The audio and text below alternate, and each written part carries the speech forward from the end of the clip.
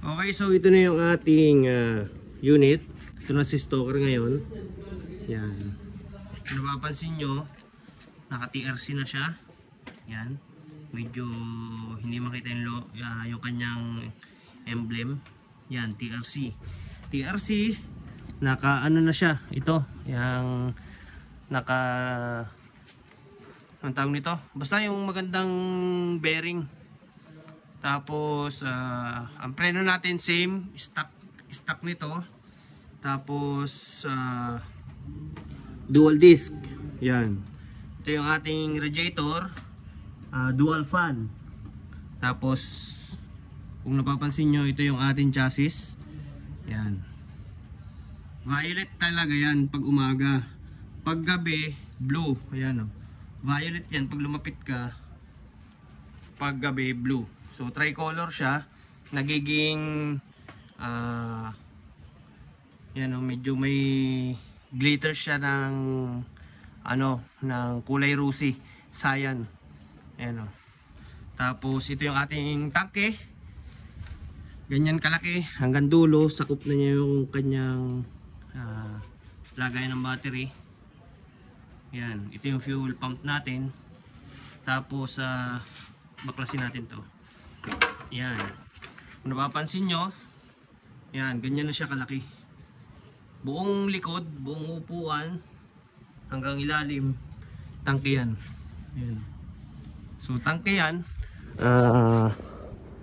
Siguro mga 14 liters.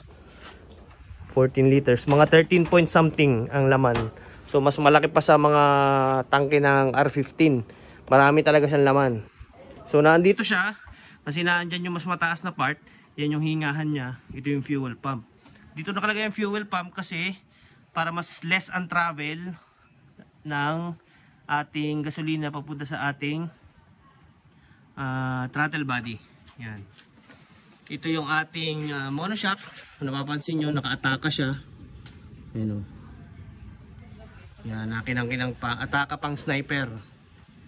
Pang sniper yan. Inilipat ko yung kanyang kabitan ng shock dito sa likod para ma-maximize itong tangke niya. Kasi kung nandun yan sa taas, wala, sabit-sabit yan. Ayan, naka-alloy swing arm na rin tayo para mas magaan. Tapos naka-maxis tayo na 6090 sa likod para mas manipis. So unahan natin ay 100, 50-100. Ayan. Ito yung ating swing arm. Same. May tangke ng methanol sa likod. Tapos magagawa sana ako ng shifter na carbon fiber. Kaso nga lang is time consuming. Kaya ito na muna yung ating gagawin. Ang chassis natin lightened na yan. Lahat lightened. Kung mapapansin nyo dun sa loob, butas-butas na yan. Pati yan o. Ayan o. May konting ano. Yan, hindi na yan tubular. Ano na siya. Tawag nito, sa ganito, angle bar na lang yan. Angle bar na makapal. Ito, butas-butas na rin yan. Tapos, medyo naka-offset na siya. Yung chassis niya, naka-offset ng 2 inch para maibaba yung overall height niya. Nang hindi ito masyadong mahaba. Itong kanyang clearance ng kanyang shock. Yan. So, yun lang, isang mabilisan lang. Napapansin nyo, yun na yung kanyang tindig. Naka center stand pa yan. Kaya mas mababa yung kanyang puwitan. Ayan. Wala na yung ano, hindi na tayo maglalagay ng upuan dyan. Yan na mismo yung upuan natin. Lalagay na lang natin ng sticker, yung pang tangke. Tank grip ba yun? Tank grip, o kaya lalagay natin ng goma. Basta hindi masakit sa puwitan kapag ano, kapag inupuan. Yan. Ang fairings natin is hahanapin muna natin yung magandang style. Magagawa muna tayo niya ng hulmahan para makita natin kung ano yung magiging itsura niya. Tapos ipa-carbon fiber natin. So weight reduction tayo. Napakagaan yan.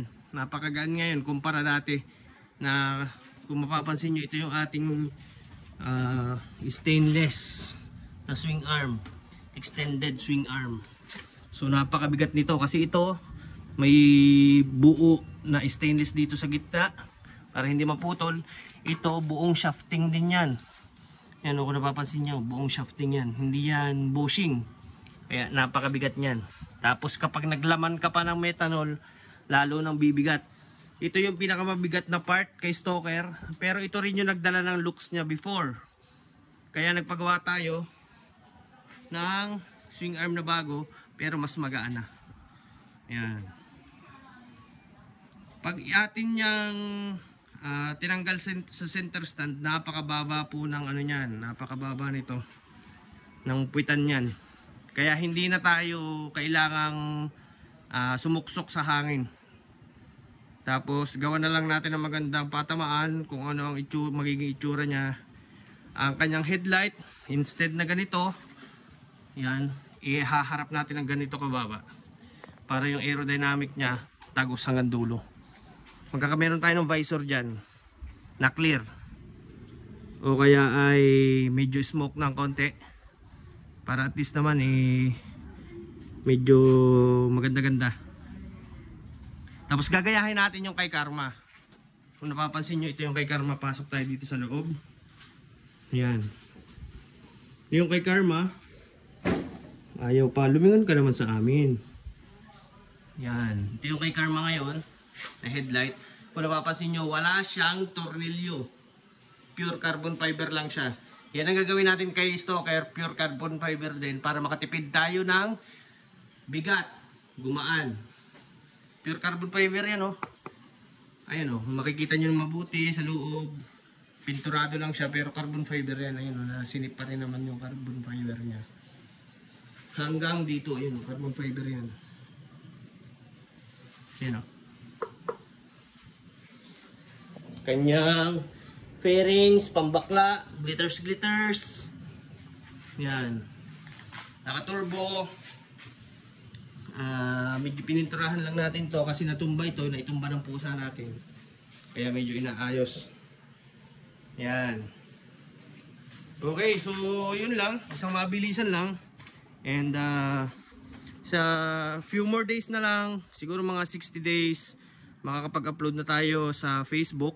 Kasi naka-restrict yung account natin sa pag-upload, pag-my day, pag-comment, or kahit na anong ipoproduce natin na makikita ng mga tao. Hindi rin naman tayo kumikita, kaya medyo tinamad na ako mag-upload. Yan. Okay, so I think hanggang dito na lang muna, and I will be seeing you next time. Tatakbo na yan. Konting-konti na lang. Medyo kinakapos na tayo sa budget. Kasi nagsasabay-sabay yung ating mga pinagagawa. Sumabay pa itong 2-stroke na ito. Ito pang Raider na carb type. Lalo na yung big bike natin. Lahat na nagsabay-sabay na. Ay nako, nagpapapansin pa yun. PMS pa nung isang yun. Pero anyway, so I think hanggang dito na lang muna. And abang-abang na lang kayo. Bubuuin na natin yung makina natin. Pagkatapos nating buuin yung makina, remap. Tapos sasakyan natin. Papakiramdaman natin ang laro ng shock.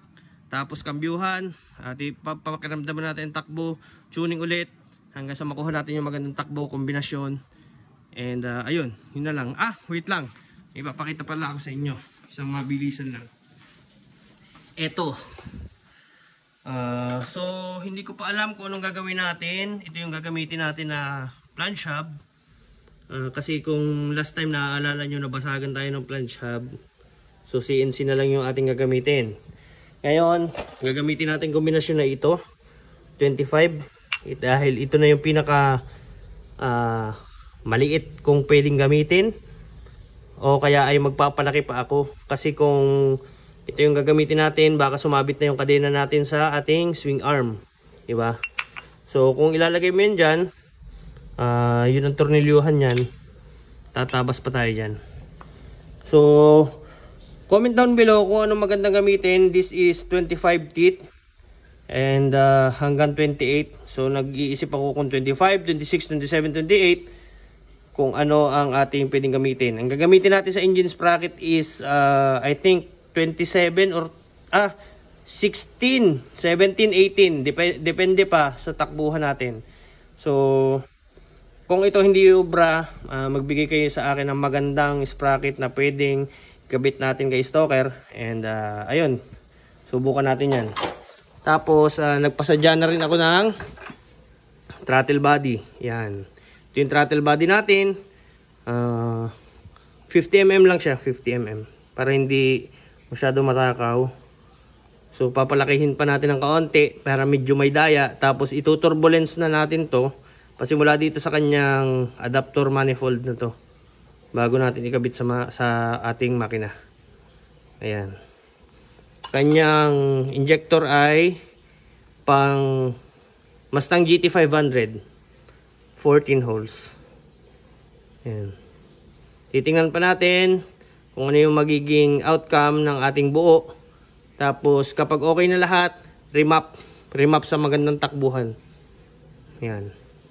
I-remap natin ang magandang takbuhan. Alright, so hanggang dito na lang muna ulit. And pasensya na kayo, medyo nadidelay na tayo sa pag-upload kasi medyo busy na, magpapasko na rin. Medyo nagpapapansin na yung ating mga inaanak. So ayun lang, hanggang dito na lang muna ulit. And bye bye.